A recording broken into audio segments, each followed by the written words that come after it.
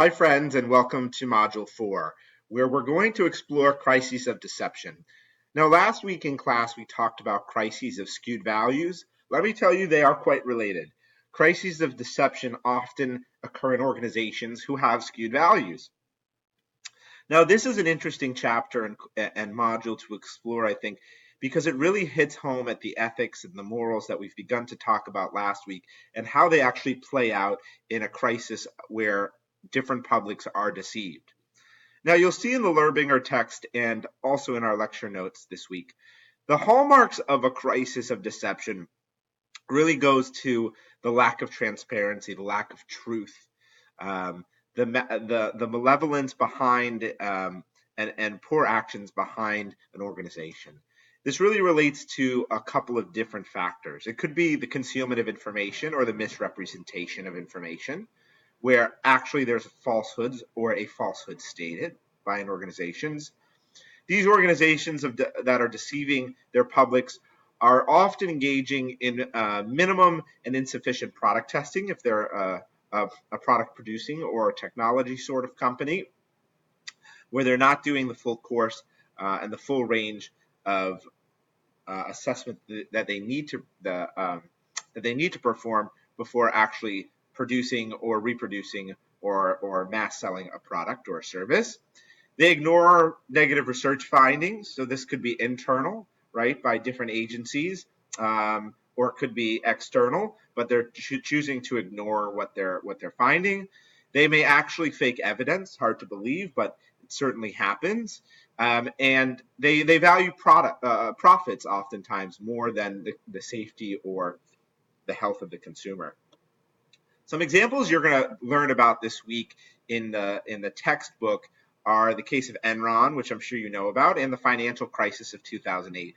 There's a real good expose of breaking down the financial crisis of 2008, which was a major factor in many of our lives, I'm sure, and the lives of our parents and grandparents in their terms of their financial health. So you can really internalize how much crises of deception affect the lives of the users of different organizations. So what actually leads to these crises of deception? So we start to get into this in the textbook this week, but I think it's interesting to assess what stakeholders are at the table usually. Now, depending on the factors at play, whether it's outright lying, whether it's faking of evidence, whether it's ignorance of research or findings, it can depend on what publics are at play. But let's just take the financial crisis of 2008. Interesting that the textbook points out that there was a lot of parties at play. It was not just Fannie and Freddie or the big banks, right? It was the rating agencies. It was the lack of governmental control.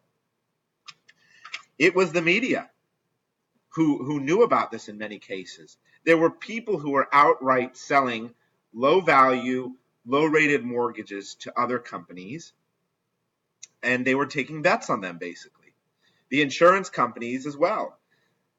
They were insuring mortgages way beyond what they could ever pay out, right? Classic case of AIG. And so there are many, many factors at play. You see two examples here of financial institutions in terms of crises of deception. And you really have to think about what industries face crises of deception most often. Financial companies are a really big area of this because financial companies' main goal is to make money.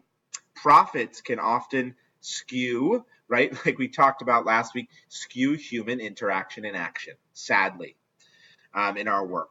There's total absence of ethics and social responsibility or moral responsibility, which can obviously really affect the lives of the people at play. So what do you do in a crisis of deception when you're trying to address it? That's what we're really honing in on in this course. Number one is stop what you're doing, okay? Stopping the practice of what actually is happening, right? So stop selling those mortgages. We'll go back to our 2008 financial crisis.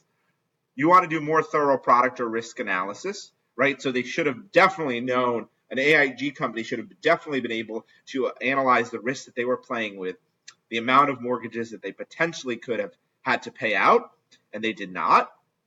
You want timely disclosure of the facts and the truth. especially when the health and the safety of the public, the broader public, is at play here. One thing that the financial crisis of 2008, and you did not see this, okay, was a lack of transparency, a lack of ownership, a lack of quick response, right? Everybody pointed the finger at somebody else. The government was at play here, and I would say at fault in many ways, in terms of a crisis communication point of view, because they bailed out these organizations, and they did not have to own up in terms of media relations at all to what happened, right? And so you saw many media articles or sources that were blaming these officers, but you saw none of what we talked about last week in terms of owning up and transparency from the actual operational crisis causers, let's just say. Other forms of corrective strategies could include improved monitoring of the external environment and the issues management. Okay, and the results of all these actions have an impact on a company's decisions and their strategic planning. So the financial industry as a whole changed, right? The government instituted the Dodd-Frank Act, many different acts to regulate the actual industry in itself. And so the strategy of the industry had to change, okay? Whether that's happening right now, we can certainly debate that.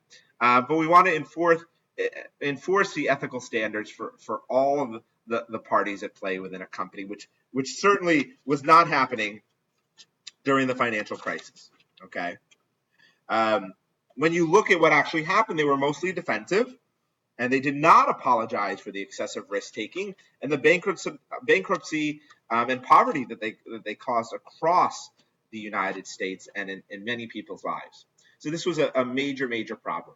So this week, you're going to dive deep into the Intel case. I think it's going to be really interesting for a crisis of deception. Please, as always, respond to the discussion questions. Reach out if you have any questions, and enjoy this week's online module. Thanks, everyone.